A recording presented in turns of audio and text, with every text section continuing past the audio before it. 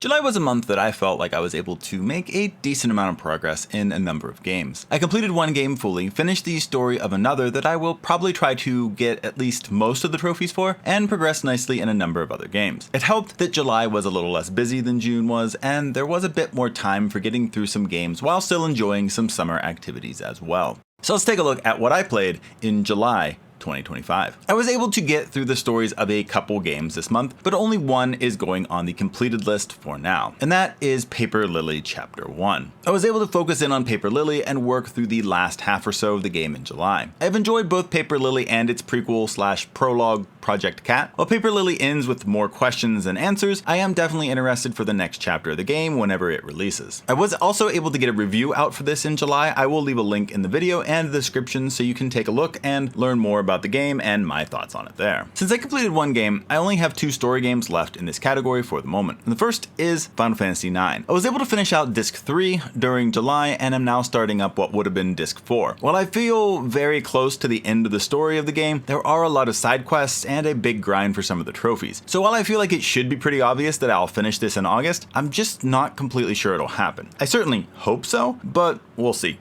And the second story game was Nom Nom Galaxy. We were able to finish the campaign on this quirky little base building soup making game. Once we finished up the story, the kids were ready to move on to a different game. I may come back to it at some point and work on trophies, so I'm not sticking it in the completed quite yet, but we'll see when I actually get to it. It's hard to say if we'll get to a new game together this summer or not. We do have one picked out, but August gets pretty busy for the kids as school stuff starts up, so we'll see how it all works out. Moving on from story games, I'll be focusing on games that I call endless games. These are games that don't have clear-cut endings. They can be online PvP, arcade, sandbox, creative, simulation, or party games. There are games here that are monthly regulars and also games that will hop off and on the list depending on the month. As usual, this list has a number of returning games. There are a couple unique additions though. One is a new game I started playing after finishing up Paper Lily Chapter 1, while another is a game I've mentioned on the channel before but haven't played in a long time. The first is Fortnite. We're almost to the end of the current season of Fortnite. I've enjoyed the season quite a bit. I like all of the superhero themed weapons and the superhero class level thing that it has going on. I don't feel like I've been great at leveling up the battle pass this season though, which is probably my biggest complaint. I'm probably going to get most of the regular bonus rewards, but I don't know that I'm going to get too many of the super levels at the end of the season. I don't really know too much about the next season, but as always, I'm looking forward to the next Fortnite season. Fortnite's one of those games that I really kind of enjoy and don't often feel too negatively about a season, with a few exceptions along the way. Second endless game is NGU Idol. Partway through July, I made an ultimatum to myself. If I didn't get to sadistic difficulty by the end of July, I was going to be done with NGU Idol and I was just going to drop it off the list. For the good or the bad of it, I was able to get into sadistic and start working on it. In many ways, it slows a lot of things down, but at the same time, it does open up new upgrades as well, so there's a little bit of a trade-off, and I'm sure that with a little bit of time, I'll be able to get things up and running pretty well and hopefully making a decent amount of progress. I must say that what I've run into with sadistic feels a bit unfinished or at least unpolished. Many of the challenges have no extra bonuses, just an additional rewards will be added over time message. I don't think those are coming anytime soon since NGU Idol hasn't been updated for quite some time. Granted, many of these challenges are laughably easy in sadistic since I already have 4 of them completely finished. It still would have been nice to get some sort of extra reward though from them, even if it was just something kind of minor like the one that gave mayo. Getting an extra mayo of each type by doing a challenge is kind of nice. So at least they could have done that for some of those quests. There is also only one additional upgrade system to unlock in all of Sadistic, which, unless it is pretty amazing, is kind of disappointing. Maybe this means that the final difficulty won't take super long, but I'm not getting my hopes up. I think I am still setting an ultimatum of NGU Idol needing to be finished, or at least close to being finished by the end of the year. If I think that I'm close, I may give it an extra month or 2, but if I'm feeling like, yeah, I'm just not even close to the end, it's definitely going to go bye-bye by the end of 2025. So we'll see where it winds up, but I'll keep on trying to progress as much as I can each month.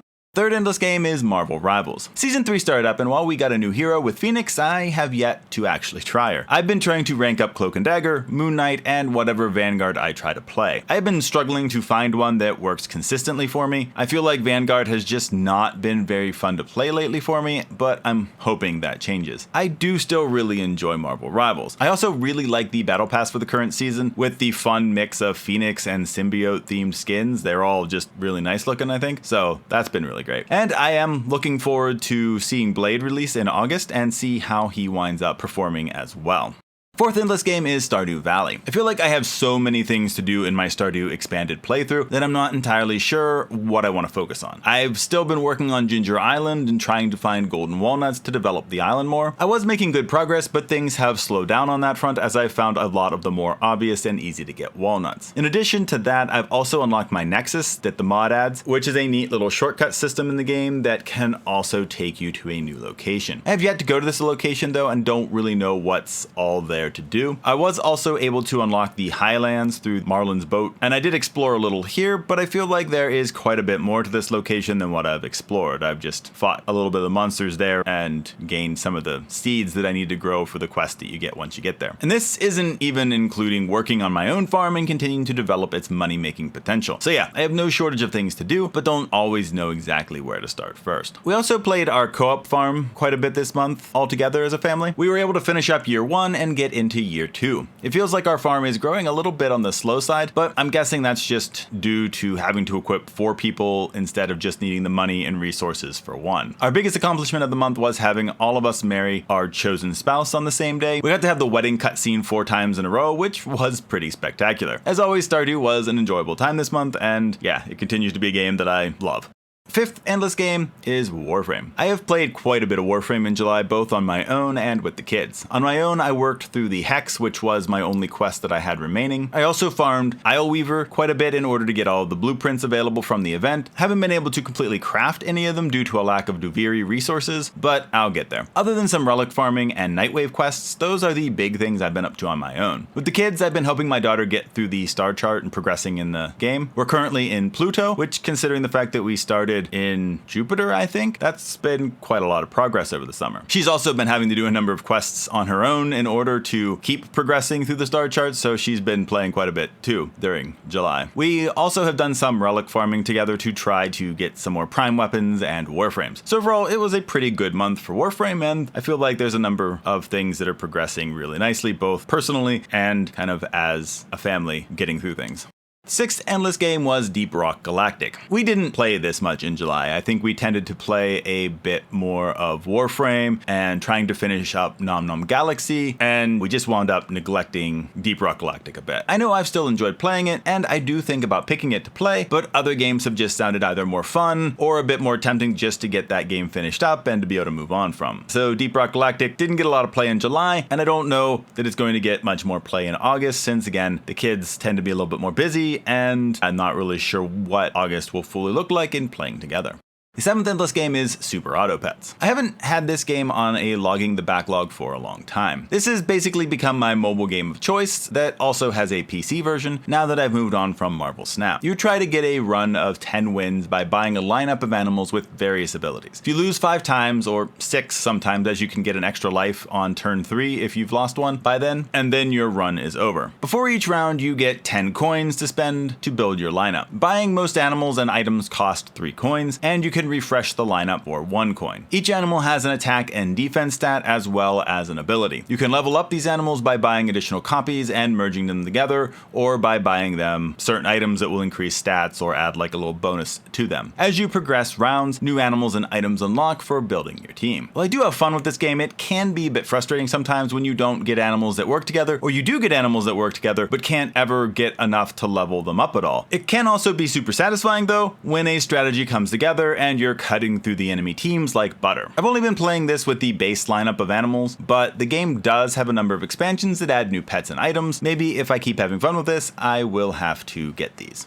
And the 8th endless game is Civilization 6. After finishing up Paper Lily, this was my next PC game that I started playing. I've always really enjoyed the Civilization series of games. I've played every single entry up until 6, and have always attributed my love of history to the series. I know playing Civ 1 and Civ 2 growing up, like seeing all the different cultures and different historical figures, it just really, I don't know, appealed to my imagination and made me really interested in the history behind, different nations and different times in the world. But anyway, Anyhow, I picked up Civilization 6 on the summer Steam sale, really cheap, and it came up as the next game to play in the system that I have, so I started playing it. As always with Civilization games, there's a mix of old and new with every entry. My first game that I tried was a bit of a learning experience and things weren't going super well, so I wound up doing a second play, which is going better, but still doesn't have me doing great. Maybe with time I'll figure out a good system, but maybe I'll also have games that don't start me off right next to Mount Vesuvius. So,